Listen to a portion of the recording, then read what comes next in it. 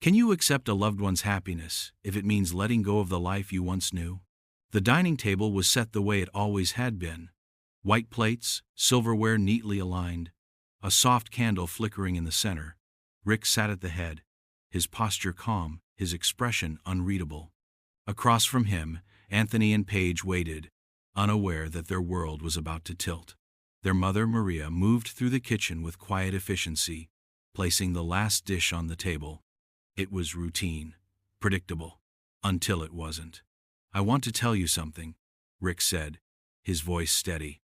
"Your mother and I are getting a divorce." The words landed like a dropped glass, silent for a beat, then shattering in every direction. Paige blinked. Anthony frowned, looking between them, waiting for the catch. A joke, a misunderstanding, but there was no punchline, no fight, no bitterness in their mother's face. "Wait, what?" Paige finally managed. Rick took a sip of water. "We've decided to separate. On good terms." Anthony scoffed, pushing back in his chair. "Gray divorce? That's what this is? You two have been married for 40 years. You don't just wake up and decide you're done." Maria sighed, her voice calm but firm. "It's not about waking up one day. It's about years of knowing deep down that something had to change." "But you're happy," Paige said, searching their faces for something, anything, that made sense. Rick offered a small, knowing smile. "I will be." The silence stretched, heavy with things left unsaid.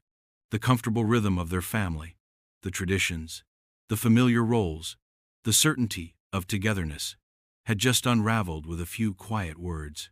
Anthony clenched his jaw. "So that's it? You're throwing everything away?"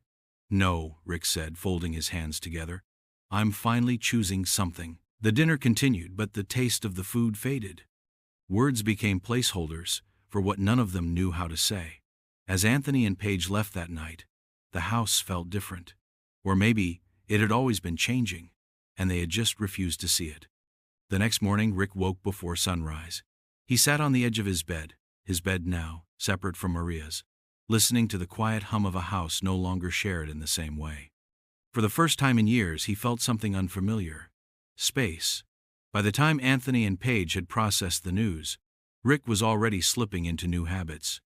Morning walks before the neighborhood stirred. A fresh wardrobe, nothing drastic, but enough to feel like someone stepping into himself rather than dressing for routine. Anthony noticed first. He watched his father move differently, lighter somehow. It irritated him. "You're acting like you just retired and hit some midlife crisis." Rick chuckled. "It's not a crisis, son, it's clarity."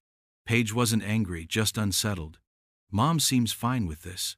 Almost like she knew it was coming." "She did," Rick admitted. "Maybe longer than I did." Their mother wasn't bitter. She didn't cry or demand sympathy.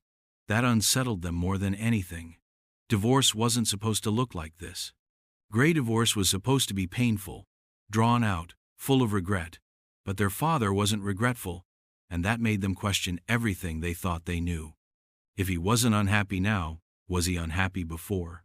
The thought lingered, an unwelcome guest in the quiet space between them.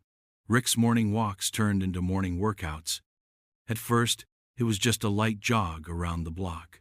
Then, a visit to a gym he hadn't stepped into in decades. The weights felt foreign in his hands, his muscles slow to remember their former strength. But something inside him woke up. It wasn't about looking younger or reversing time. It was about reclaiming something. Discipline, energy, maybe even joy. Anthony wasn't convinced. "You're hitting the gym now?" He watched his father tie his sneakers with an ease that irritated him. "What's next, a sports car?" Rick chuckled. "No car. But I did sign up for a business seminar." Anthony stared. "You're starting a business? Since when?" "Since now." Rick had been an accountant for most of his life. Steady, predictable, practical. He had done what was expected, provided, saved, planned for retirement. But now, with Maria's quiet blessing, he was allowing himself to ask a dangerous question. What if I do something I actually love? Paige, more curious than critical, leaned in. "And what exactly do you love, Dad?" Rick grinned. "Books." That was the moment they realized he wasn't joking. Rick had always loved books. Not just reading them, but the feel of them. The smell of old pages. The stories that lived between the lines. For years, he had dreamed of owning a small bookshop, nothing big. Just a place where people could sit, browse, and get lost in words. It had always been a dream too impractical to chase. Until now. It's just an idea, Rick admitted. But I figure if I'm going to start living for myself, I might as well start with something that makes me happy. Paige smiled. Anthony frowned. Why now? Anthony pressed. Why not 10 years ago? Rick sighed. Because 10 years ago, I was busy being the man everyone needed me to be. The weight of his words settled in. Paige understood. Anthony wasn't ready to. That night, as Rick sat in his quiet house, his house now, he opened his laptop and began mapping out his bookstore idea. For the first time in years, he felt possibility instead of obligation. Anthony wasn't handling it well. To him, gray divorce felt selfish. His parents had built something, decades of marriage, a family, a home, and now, his father was tearing it apart for, what? A second act? A hobby? He couldn't wrap his head around it. So he tried to stage an intervention. Dad, he started one evening over coffee. I don't think you're thinking this through. Rick took a slow sip. You think I'm making a mistake. I think you're throwing away stability for some fantasy of rediscovering yourself. Rick studied his son, choosing his words carefully. Anthony, do you think I was unhappy? Anthony hesitated. I don't know. But you never seemed miserable. That's the thing, Rick said. Miserable is obvious.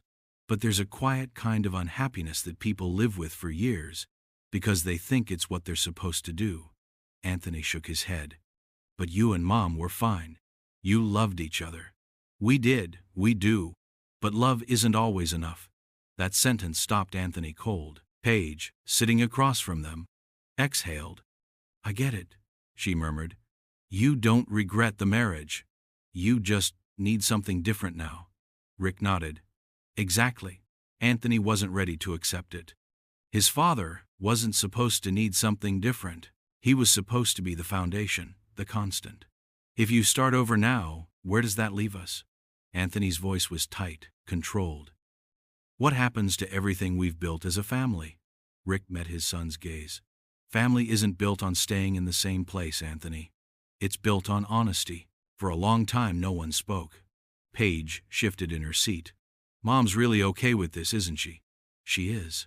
Anthony looked down, his hands tightening around his coffee cup. He wasn't sure what was harder to accept, the divorce itself, or the fact that his mother wasn't fighting to stop it. Paige glanced at her father. And you? Are you happy now? Rick smiled. Not yet. But for the first time in my life, I know I will be. The room was filled with silence, heavy and uncertain. Anthony didn't argue anymore, but he wasn't ready to understand. And Rick knew that was okay. Rick had expected resistance, but Anthony's silence was louder than any argument. Days passed. No calls, no texts. Paige still checked in, curious and supportive in her own way, but Anthony kept his distance. Rick let him.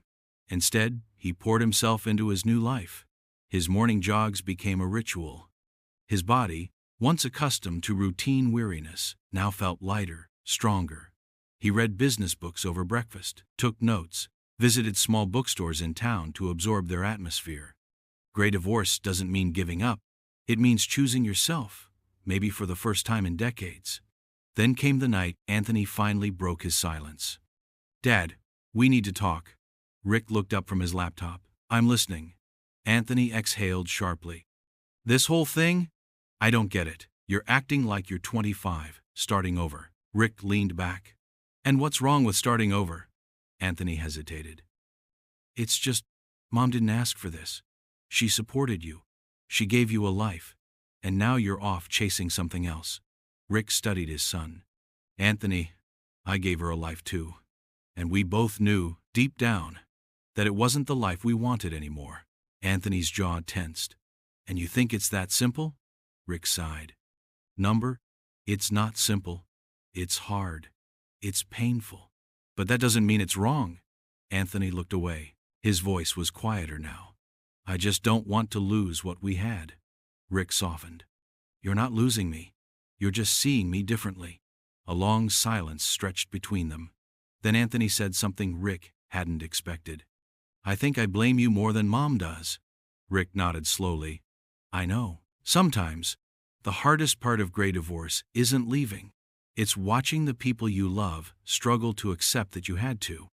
The first time Anthony visited Rick's new bookstore space, he walked in with skepticism written all over his face. It was a modest, empty shop on a quiet street. Dust lingered in the air, and the floors creaked underfoot. Nothing about it screamed future success. You really think this is going to work? Anthony asked, crossing his arms. Rick smiled. I think I'd rather fail at something I love than succeed at something that doesn't make me happy. Anthony glanced around. And what if it doesn't work? Rick shrugged. Then I'll figure something else out.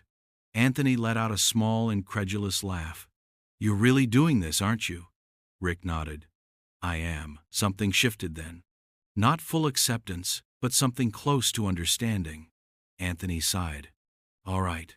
I still think you're crazy, but if you need help setting up, I'm free this weekend. Rick clapped a hand on his son's shoulder. I'd love that. That night, as Rick sat in the empty shop, surrounded by the smell of fresh paint and possibility, he realized something.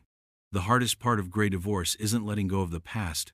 It's proving to yourself that the future is still worth building.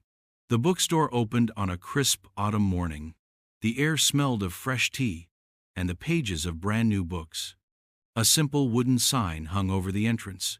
Second chapter books. It wasn't flashy, but it was perfect. Rick stood behind the counter, running his hands over the smooth wood. He had built this, his second act, his next phase. Not just the store, but the life he had always been too afraid to chase. The doorbell jingled. Paige walked in first, her eyes scanning the shelves. Dad, this place is amazing. Rick smiled. It's home. Anthony followed behind, still cautious, still adjusting. He ran a hand along a shelf, studying the collection. You really did it. Rick nodded. Yeah, I really did. They were still figuring it out. All of them. The wounds of gray divorce didn't heal overnight. But there was no bitterness, no anger, just an understanding that life moves forward, whether we fight it or embrace it. Maria had even stopped by the night before. She had walked through the aisles, running her fingers along the spines of books, a soft smile on her face. I'm proud of you, she had said. And Rick had believed her. Gray divorce wasn't an ending. It was an unspoken permission, a chance to start again, without resentment, without guilt. Anthony sighed, slipping his hands into his pockets. I guess I still don't fully get it. Rick met his son's eyes. You will one day. Paige smiled. I already do. The doorbell jingled again as the first customers walked in, the little shop filled with quiet chatter, the rustling of pages, the scent of fresh coffee mixing with the crisp autumn air. Rick looked around and breathed it all in.